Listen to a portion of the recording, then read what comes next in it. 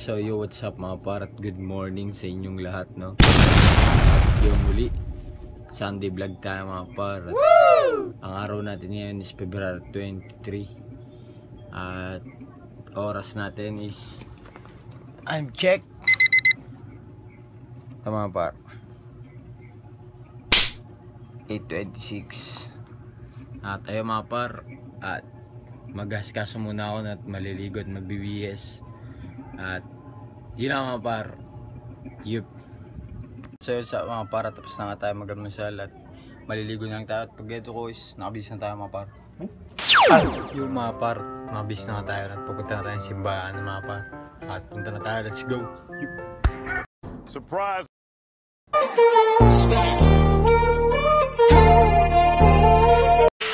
What's up mga par, at kakarating lang namin sa simbahan. Dito na nga kami. At bibis na kami, no, papuri na, no. At yun lang mga par, yup.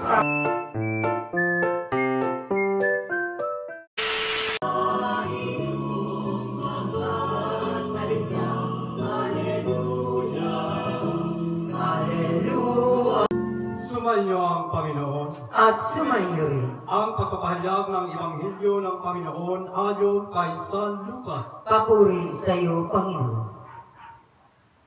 Noong panahong iyon, sinabi ni Jesus sa kanyang mga alagad, "Sinasabi ko sa inyo, mga nakikinig, ibigin ninyo ang inyong mga kaaway, gawa ninyo ng mabuti ang mga napuput sa inyo, pagpapalain ninyo ang mga sumusumpa sa inyo, italangin ninyo ang mga umaapi sa inyo.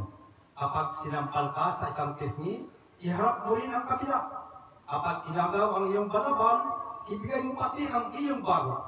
Bigyan mo ang bawat nang hihingi sa iyo, at kung may kumuha sa iyong ari-arian, ay huwag mo lang bawiin pa ang mga iyon. Gawin ninyo sa iba ang ibig ninyong gawin nila sa inyo. Kung ang ibigin lamang ninyo ay ang mga umiibig sa inyo, ano pang gantimpala ang inyong hihintayin? Kahit ang mga makasalanan ay umiibig din sa mga umiibig sa kanila. At kung ang gagawan lamang ninyo ng mabuti, ang gumagawa sa inyo ng mabuti, ano pang gantimpala ang inyong hihintayin? Kahit ang mga makasalanan ay gumagawa rin ito. Kung ang pahihiramin lamang ninyo ay ang mga taong inaasahan ninyo makababayad sa inyo, ano pang gantimpala ang inyong hihintayin? Kahit ang mga makasalanan ay nagpapahiram din ng sa mga makasalanan sa pag-asang ang mga ito makababayad. Sa halip, ibigin ninyo ang inyong mga kaaway at gawan ninyo sila ng mabuti. Magpahiram kayo na hindi umaasa sa anumang kabayaran. Sa gayon, malaking gantimpala ang tatamuhin ninyo at kayo'y magiging mga anak ng kataas-taasan. Sapagkat siya ay mabuti sa masasama at sa mga hindi marunong tumanaw ng utang na loob. Maging mahabagin kayo gaya ng inyong ama. Huwag kayong humatol at hindi kayo hahatulan ng Diyos. Huwag kayong magparusa at hindi kayo parurusahan ng Diyos.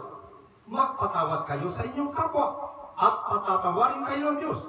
Magbigay kayo at bibigyan kayo ng Diyos. Hustong takan, siksik, liglig at umaaw pa ang ibibigay sa inyo.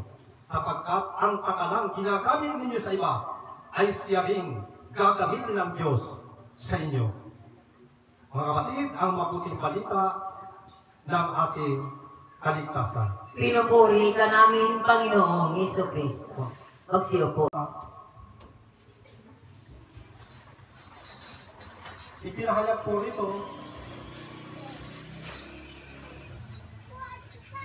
ni San Pablo Apostol, ang inihalimbawa ko ang ating Panginoon Kristo ay Adan. Ang sabi po rito, ang unang tao, si Adan, ay nilikhang binigyan ng buhay, at ang huling Adan ay ang Espiritu nagbibigay buhay. Ang unang Adan ay mula sa lupa sapagkat nilikha sa alabok. Ang mga katawang lupa ay tulad ng nagmula sa lupa. Kung ang panuntayo ay katulad ng taong nagmula sa lupa, darating ang araw na matutulad din tayo sa nanggaling sa langit. Ang ibig sabihin po nito ni Apostol Pablo, tayo po ay katulad ni Adan na nilikha galing sa lupa. Pagama si Adan lamang ang nilikha ng Diyos galing sa lupa, nilulungan natin si Adan, kaya dahil ulit po tayo ni Adan na galing rin tayo sa lupa. Na unang magulang natin si Adan. Kaya kabilang din po tayo kay Adan na galing sa lupa. Ang unang Adan ay galing sa lupa. At sabi rito, matutulad din tayo bandang huli sa nanggaling sa langit. Na kung saan yun na po ang ating Panginoon Kristo, na kung saan yun ang pangalawang Adan na nanggaling sa langit. Sapagkat ganito po mga kapatid, kapag tayo namatay at tayo po sumasampalataya sa Panginoong Kristo, sa kanyang mga salita, sa kanyang mga aral, matutulad tayo ng katawang iniakyat sa langit, na kung saan ang ating Panginoong Kristo, nung umakyat sa langit, ang kanyang katawan ay napalitan na ang kanyang banal na espiritu at ang kanyang katawan ay panlangit na. Na kung saan, ang sabi ko sa aklat, sa banal na aklat, kung ang espiritu buwan sa ating Panginoon Kristo ay sumasa atin, ang ating katawang lupa na mamamatay ay siya rin maging katulad ng katawan ng ating Panginoon Kristo na mapupunta sa atin. Kaya papalitan din po tayo ng katawang katulad ng ating Panginoon Kristo. At dating po ng araw ng Panginoon, makakasama tayo sa kalitasan, papalitan po ang ating katawan katulad ng ating Panginoon Kristo. Napakarami pong halimbawa na ang pagpapala ng Diyos. Ama namin mapagpala, lingapin mo ang iyong angkan, pakundangan sa pag-ibig ni Kristo na hindi tumangking magdulot sa kamay ng mga makasalanan. Kahit sa krus siya ay mamatay at ngayon siya ay nabuhay. Kasama ng Espiritu Santo, magpas sa walang hanggan. Amen. At naway pagpalain kayo, makapangyarihan Diyos Ama, at sa malang ng Espiritu Santo. Amen. Mga kapatid, tapos na ang ating banal na misa, humayo tayo sa kapayapa at paglayin natin ang kapayapaan upang ang Panginoon ay mahalin at paglingkuran. Salamat sa Diyos. At sa pagkataon ko ito, mga kapatid,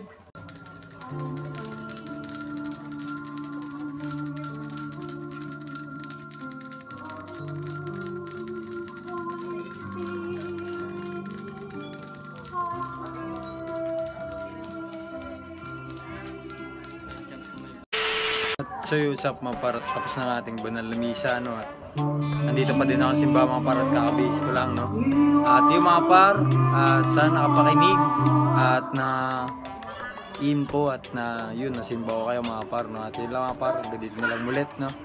At peace out and brrrr.